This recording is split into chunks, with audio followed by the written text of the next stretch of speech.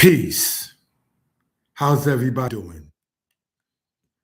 We hope everybody is well and will be better. This family is brought to you from Day and Night Publications. The platform is a little different, but not per se bad. And we call this one here, Say Not, I'm a Child.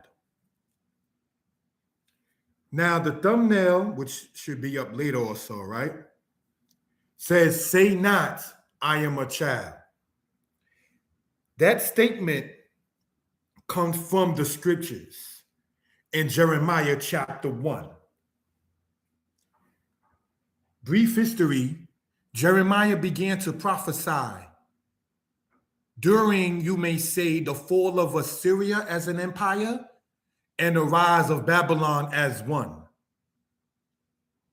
To give a historical context,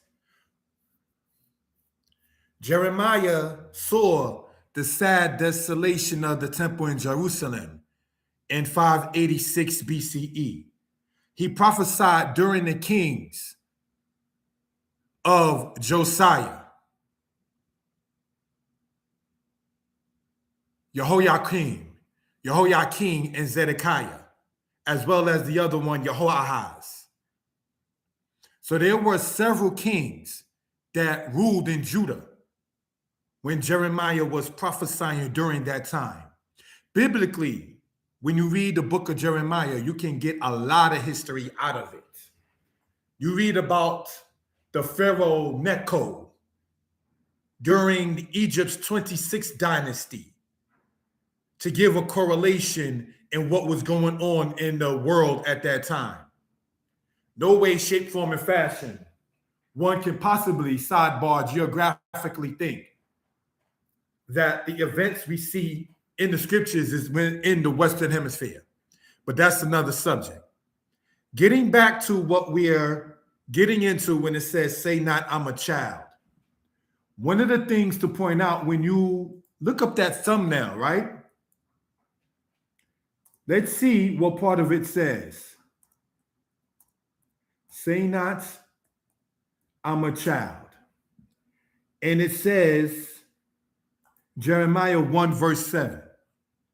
The phrase, say not, I am a child, is a biblical reference from Jeremiah 1 verse 7, where God tells Jeremiah to not limit himself by his youth.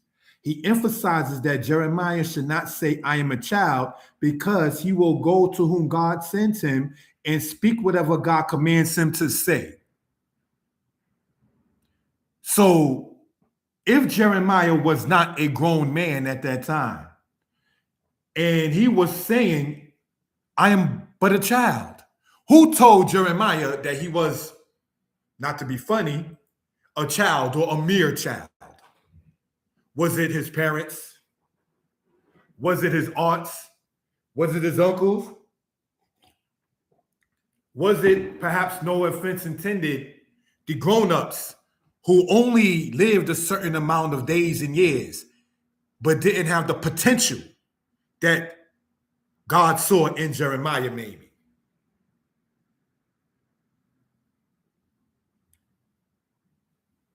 We have to begin, as been presented on the platform ever so often, change how we think, change how we operate. When you tell a person, just picking an age, 19 and younger, you're a child, you're a child, you're a child, that identifies you have not achieved anything. Because if you had achieved something, you don't sit there and see a youth, a younger one, as a child or just a child. You see potential in others when you have reached the climax of your potential. But when you need to stand on the shoulders of those that are younger than you to make yourself feel higher, that's a problem. It's called toxicity. And it's common with Black people. It is. I've come to understand, being around my little one more, Black females hate younger black females. It ain't been 10 minutes in this speech and we already going there. Yes, we are. People have told me regarding my princess, who I don't call a child, regardless of her age. We have silly names and mature names for each other. That which is known, perhaps as the statement goes, need not be said. So there's no need for me. Who wins? Say, you're a child, you're a child. You don't raise children. You raise human beings to become adults. So now when you sit there and you say you just a child and he or she is 35 years old and still do things like a child, you as the guardian said, you're just a child. You didn't say perhaps things like this. You're not going to be a child forever. Act your age and act mature. Grow up. Do things that make you accountable and responsible to what you have to give and account for. Account in Hebrew is the root word paquad. It's the same word in Hebrew meaning to visit. So will people be visited upon their accounts to give an account about something? This is why it is toxic to tell anyone, you're just a child. He or she knows your age. He or she is doing what they're doing because he or she knows how to do what they do. Let me give you an example outside of personal. And I'm not going to name names. There were people drumming, playing music. The person that is my peer in age, born within a year of each other, went on the drum and was playing fast and playing the melody and doing what the others drummers was doing. The person old enough to be both of our fathers was not playing with the same momentum, the same spirit as the younger person. Don't you know that older person got in his feelings and got up and walked away? You couldn't stand a person younger than you doing what he can do.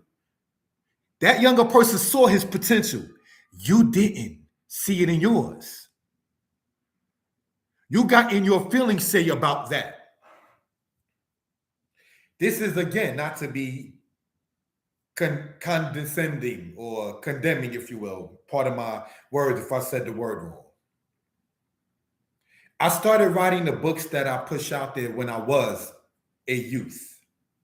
It didn't get published until some time later. Where would that have been if I had followed the people who said, you're just a child? But mind you, some of these people are Israelites. So in your book, when King Josiah is ruling, when he wasn't even 20, when King Joash was ruling when he was not even 10, what book are we reading? When people teach that the young ones who made the Ark of the Covenant from the tribe of Judah and the tribe of Dan were 12 and 13-year-olds, what are we doing? Have we limited our future by thinking we should keep on telling people, you're just a child? It's ignorant. And the supreme intelligence of the universe, the Most High God, stated as we read in Jeremiah, telling a person, say not, I'm a child. Where was Jeremiah's self-esteem before then? Because if you move, I'm just a child, I can't. You're not going to be able to know how to hold down commandments. You will speak to whom I tell you to speak to. But if you think a child's place is to be silent, speak only when spoken to by those who may not even sit there and see the child's potential, that's a problem. David killed Goliath when he was a child. What books have we been reading? Let's get into the book that has been read. Willie Lynch Letter, How to Make a Slave. You must pitch the old black man versus the young black man. You must pitch the young black man versus the old black man. That's the book people been reading. They hold the Bible, but they've been victims of the Willie Lynch letter. You understand? They say, in no disrespect, walking with the scriptures, but have a mentality that says, I ain't feces, and therefore that which came after me can't be. And then we wonder why we have generational curses instead of generational blessings. We have to end that cycle. Kind of a change of subject, but on the same line. Stop settling for foolishness. Stop settling for low budget. We call ourselves kings and queens. Peace king, peace queen. And those who do not understand, let me expound upon it very quickly for the house of Israel and others. You can't read Exodus and say that we are to be a kingdom of priests and then think that we are not kings by default. How does a person not be a king become part of the kingdom of priests? Is by obeying the commandments. King in Hebrew is the word melech. It also means one who takes counsel. So now when we get to Hebraic thought, as opposed to we not kings, you're a peasant mentally. Maybe you was told as a child, you're just a child and didn't develop growth from that point, linguistically or otherwise. But let me expound a little different, if we will, linguistically. Family in Hebrew is the word mishpachah. It comes from the root word, perhaps, or in truth, shapak, which means to serve. So those who serve each other are fam. That's why you might see people saying peace fam to those that are not biologically related. There's a lot of things that can be gained, but if your premise is you're just a child, you're going to miss out on a whole lot. You as a parent saying they're just children, they're just a child.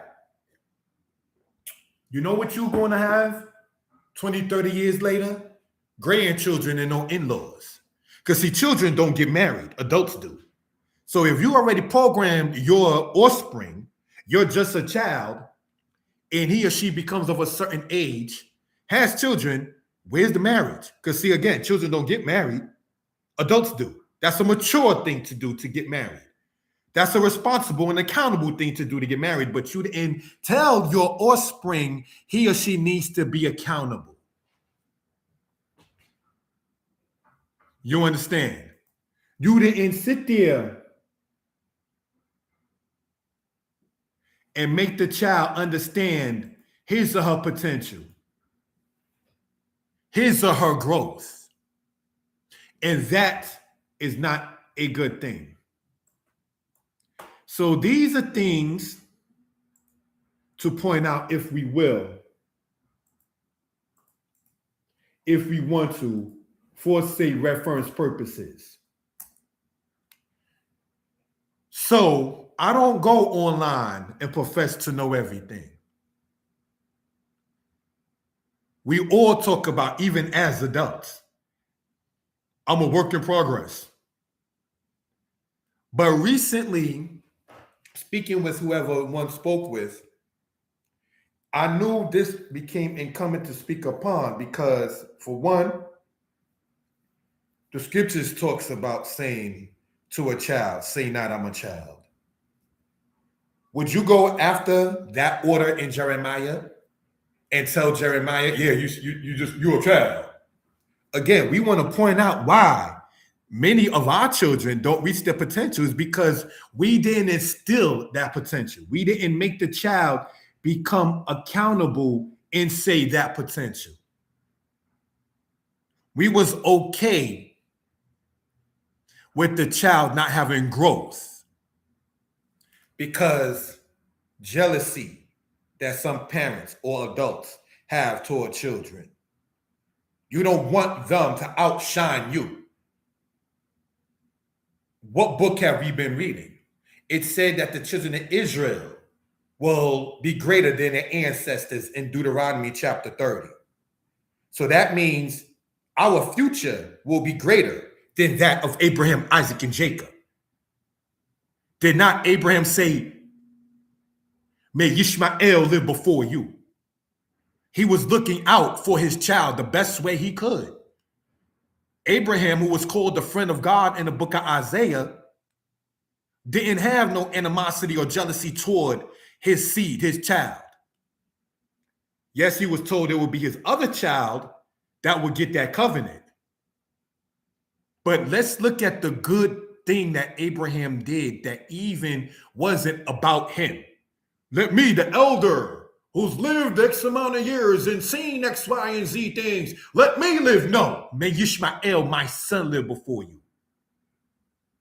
That shows you that he had no animosity toward the future. And this is the same Abraham later on in Isaiah that's called the friend of the Most High God. So are we being friends with God when we sit there and have to tell his children ultimately, because our sons and daughters are the children of the Most High God?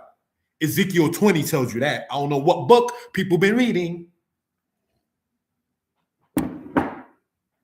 Are we to sit there and say that we should not want to do the things that the friend of God, Abraham, did, and even be given an answer and understood the answer? But as for Ishmael, I have heard thee. He shall be a multitude of nations, and he shall be great. But my covenant will I establish with Isaac, your other child to be. So Abraham knew about the futuristic matter. Do we? When you tell your offspring, you're just a child, you don't understand the futuristic aspect. Many parents who are wise would say they want their children to be better than them. Only a foolish parent, jealous of his own daughter or son, putting another man or woman before their daughter or son, which is something to talk about, for instance, is unintelligent. Let me give an example. If we're dealing biblically, if a man and woman are one flesh in the Bible, even if that woman is not the mother of his or her child, how can a man put his one flesh and one bone first? I want to repeat the question because many people ask, who comes first in a man's life? Is it his wife? Is it his baby mama? Is it his mama or his daughter? But if he and his wife biblically, and that's where people go in many cases, are one flesh, how can one man put one flesh over any other flesh, such as his daughter or his mother?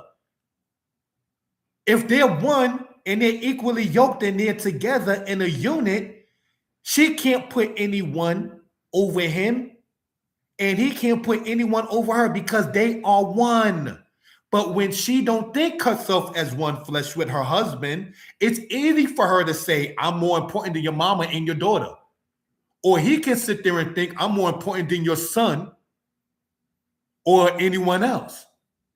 Those men and women who want to be above a man or woman, son or daughter, don't think they are one flesh with that man or woman, is the point.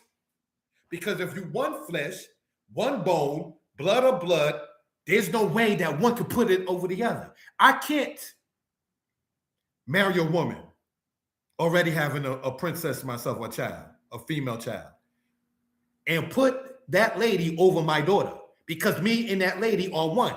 Unless I don't think that we're one, and I put her over myself being a simp, or put her over my daughter who was given to me.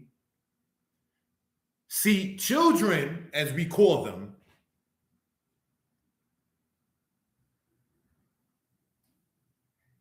take note and watch and observe things. And when we say or have been told, don't do as I do as I say, we ain't been reading the scriptures carefully. Nobody is perfect. But if it says, ye shall be holy, for I, the Lord thy God, am holy, how do we think to say,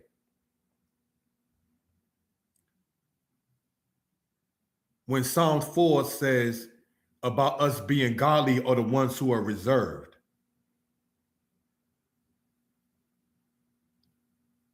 Ye shall be holy, for I, the Lord thy God, am holy. That's what our Father stated. But we think to tell our offspring, don't do as I do as I say. But our Father have told us that we are to be like him. And that is what he said.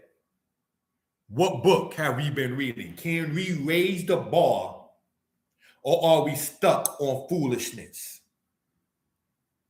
That is the question. You cannot expect to have a genius when you're telling your little one, princess or prince. First, you got to see yourself as being royal in the first place. Anyone who cannot talk life to somebody is dead weight.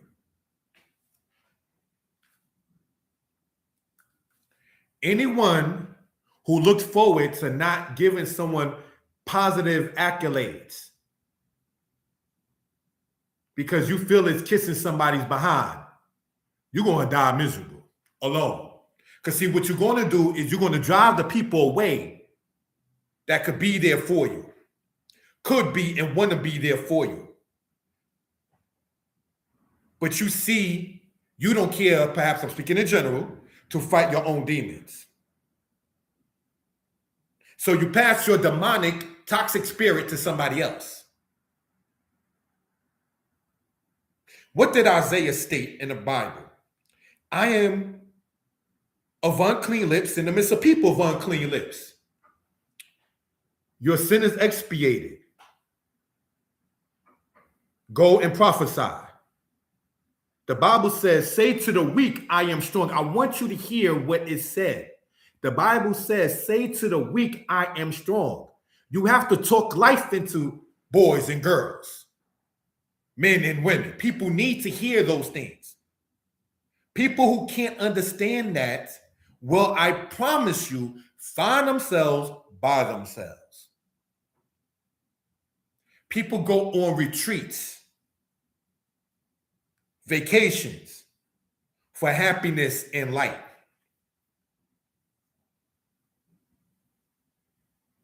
When you find people who can't, quote, keep people, not because they're growing, but because he or she has the attitude, everybody in the world is wrong but me. I'm the only one right. The world was not made by you. Therefore, you cannot be the only one who's right because you did not create righteousness. So how can you be the only one who's right? Be teachable.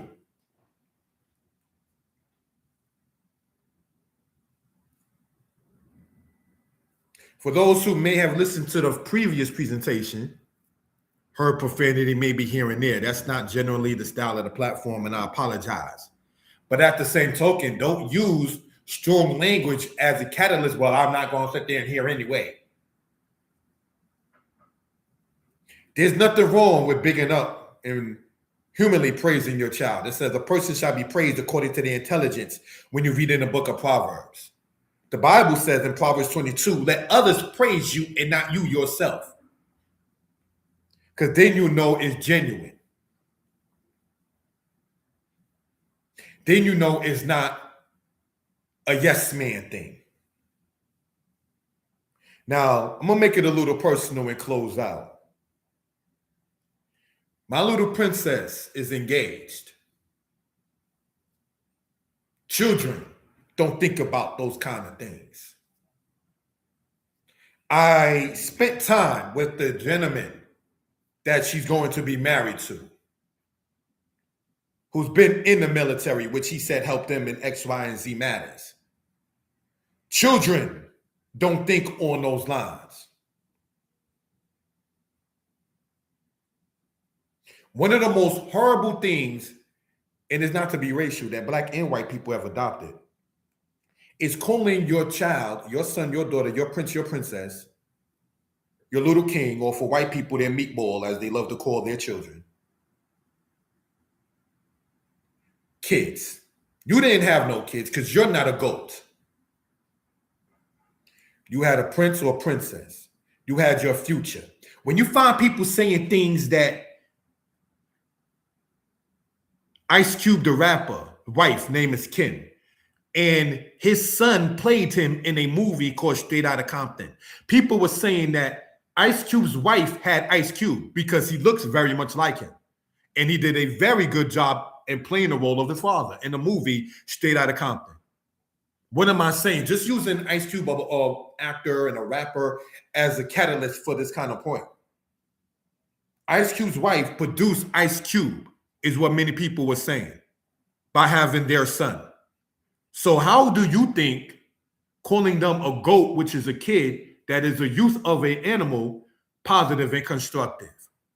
Who told you to call your child, your prince, your offspring, your representative, an animal, like a kid?